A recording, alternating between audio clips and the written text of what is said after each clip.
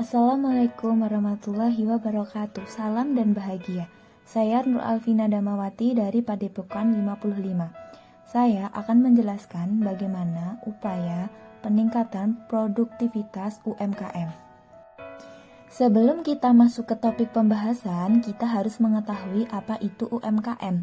Jadi, UMKM atau usaha mikro kecil dan menengah adalah usaha produktif yang dimiliki perorangan maupun badan usaha yang telah memenuhi kriteria sebagai usaha mikro, seperti diatur dalam Peraturan Perundang-undangan Nomor 20 Tahun 2008.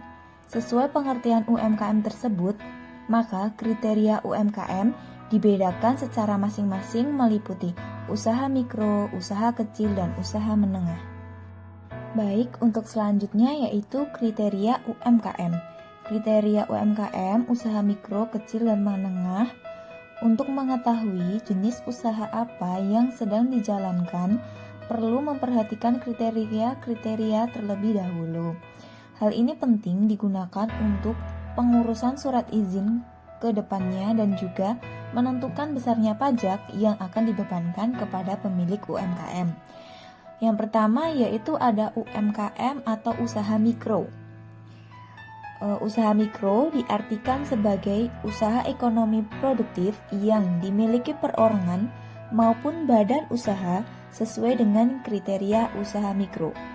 Usaha yang termasuk kriteria usaha mikro adalah usaha yang memiliki kekayaan bersih mencapai 50 juta rupiah dan tidak termasuk bangunan dan tanah tempat usaha.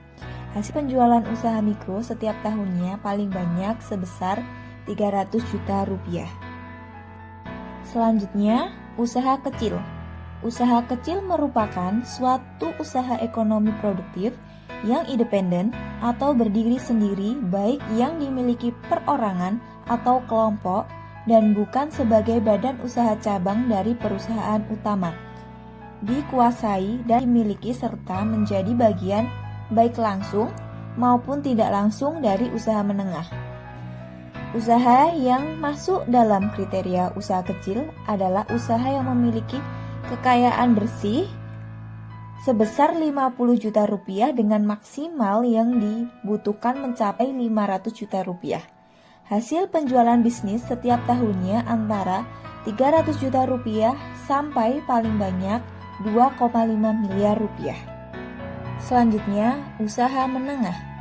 Pengertian usaha menengah adalah usaha dalam ekonomi produktif dan bukan merupakan cabang atau anak usaha dari perusahaan pusat, serta menjadi bagian secara langsung maupun tidak langsung terhadap usaha kecil atau usaha besar dengan total kekayaan bersihnya sesuai yang sudah diatur dengan peraturan perundang-undangan.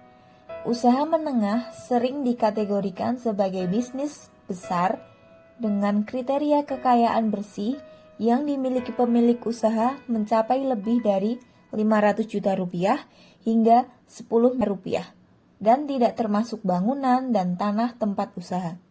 Hasil penjualan tahunnya mencapai 2,5 miliar sampai 50 miliar. Baik, untuk selanjutnya jenis-jenis UMKM. Yang pertama ada usaha kuliner. Salah satu bisnis UMKM yang paling banyak digandrungi bahkan hingga kalangan muda sekalipun. Berbekal inovasi dalam bidang makanan dan modal yang tidak terlalu besar. Bisnis ini terbilang cukup menjanjikan mengingat setiap hari semua orang membutuhkan makanan. Usaha kuliner inilah usaha yang tidak akan hilang sampai kapanpun karena makanan adalah kebutuhan pokok bagi manusia dan akan selalu dibeli secara rutin. Yang selanjutnya, usaha fashion. Selain makanan, UMKM di bidang fashion ini juga sedang dinikmati atau diminati. Setiap tahun, mode trend fashion baru selalu hadir yang tentunya meningkatkan pendapatan pelaku bisnis fashion. Usaha fashion ini meliputi pakaian, sepatu, dan aksesoris lainnya. Ataupun usaha ini punya pangsa pasar yang besar, terutama untuk wanita dan anak-anak. Yang selanjutnya, usaha agribisnis. Di Indonesia sendiri ini merupakan negara yang kaya akan sumber daya alam, terutama dalam bidang pertanian. Untuk itu, ada banyak usaha di bidang produk pertanian dalam ranah UMKM. Tetapi usaha agribisnis di bidang pertanian ini tidak harus bermodalkan tanah yang luas. Anda juga bisa memanfaatkan perkarangan belakang rumah yang disulap menjadi lahan agrobisnis yang menguntungkan. Yang selanjutnya, usaha bidang teknologi.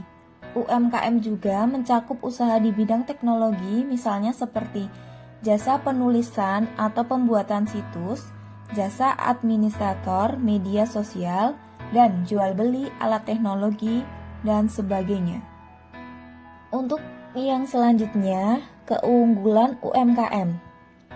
UMKM juga memiliki keunggulan. Salah satu keunggulan yang utama adalah kemudahan dalam mengadopsi inovasi dalam bisnis, terutama dalam bidang teknologi atau teknologi terbaru, menjadi lebih melakukan untuk meningkatkan pertumbuhan bisnis ekonomi, karena tidak memiliki birokrasi yang berbelit dan sistem yang rumit.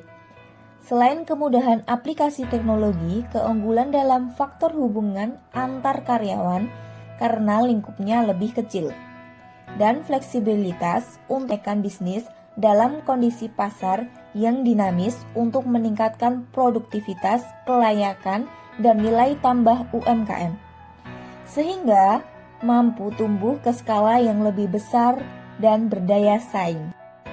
Adapun arah kebijakan peningkatan kualitas sumber daya manusia dilaksanakan melalui beberapa langkah strategis, yaitu yang pertama, peningkatan kapasitas SDM UMKM di daerah melalui pelatihan dan pendampingan yang melibat holder, yaitu pemda pengusaha dan akademisi untuk meningkatkan daya UMKM.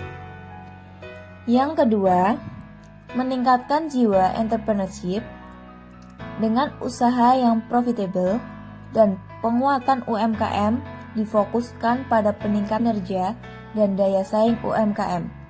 Sebagai pencapaian sasaran kinerja melalui program kegiatan dan output harus dilakukan melalui keterpaduan dan kerjasama dalam proses perencanaan, pelaksanaan, data, dan informasi. Yang ketiga, pelaksanaan program harus bersifat inklusif, yang memperhatikan akses dan kesempatan yang sama antara UMKM.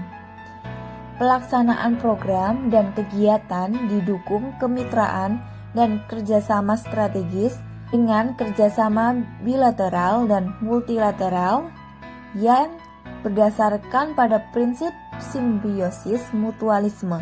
Itu upaya peningkatan produktivitas UMKM. Sekian video penjelasan dari saya, semoga bermanfaat dan mohon maaf atas kekurangannya. Terima kasih. Assalamualaikum warahmatullahi wabarakatuh.